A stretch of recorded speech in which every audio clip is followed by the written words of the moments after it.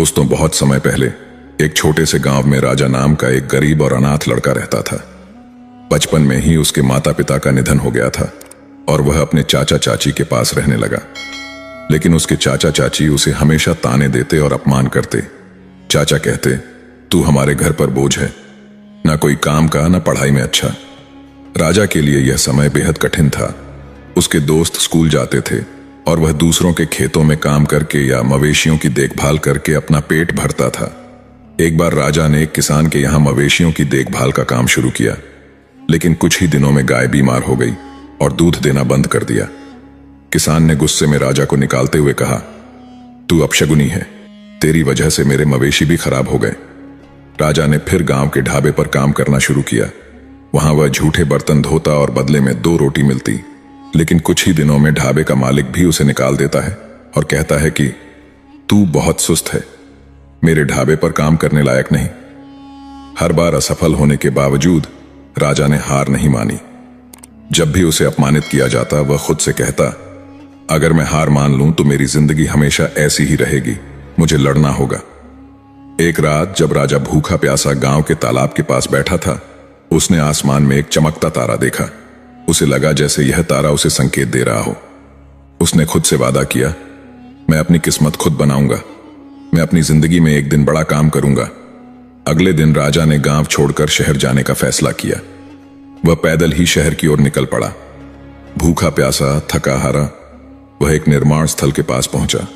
वहां के ठेकेदार ने उसे देखा और कहा, काम करना चाहते हो? राजा ने बिना सोचे समझे हां कह दिया। ठेकेदार ने राजा को ईंटें ढोने का काम दिया।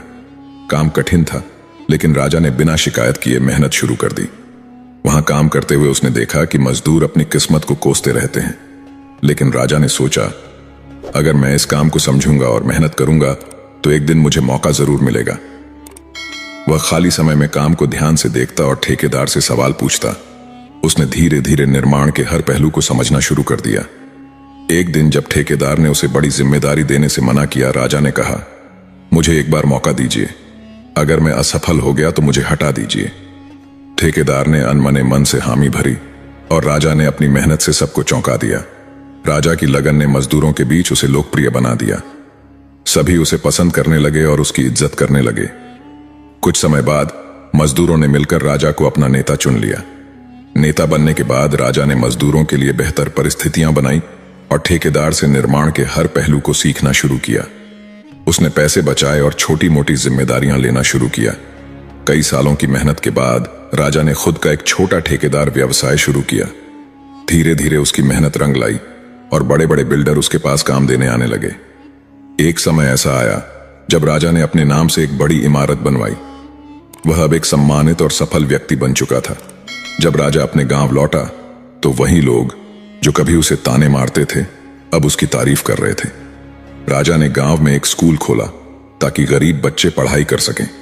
उसने अनाथ बच्चों के लिए एक अनाथालय भी बनवाया। राजा की जिद और मेहनत ने उसे यह सिखाया था कि सफलता कोई रातों रात मिलने वाली चीज नहीं है। यह धैर्य, मेहनत और सीखने की लगन से मिलती है। असफलता आपको तोड़ सकती है, लेकिन अगर आप जिद्दी हैं तो वह आपको और मजबूत भी बना सकती है। राजा ने साबित कर दिया कि असफलताओं से घबराने के बजाय उनसे सीखकर आगे बढ़ने वाला ही असली विजेता होता है। और इसी तरह राजा ने अपनी जिद और मेहनत से अपनी सफलता का रास्ता खुद बनाया। दोस्तों, आशा है कि आपको राजा की संघर्षपूर्ण यात्रा और उसकी सफलता की कहानी पसंद आई होगी। यह कहानी हमें यह सिखाती है कि कठिनाइयां चाहे जितनी भी हों, अगर हम कड़ी मेहनत और दृढ़ इच्छा शक्ति के साथ अपनी राह पर चलते रहें तो सफलता हमें जरूर मिलेगी। दोस्तों, अगर आपको यह कहानी प्रेरणादायक लगी हो तो कृपया इसे लाइक करें, शेयर करें और कमेंट में अपने विचार बताएं।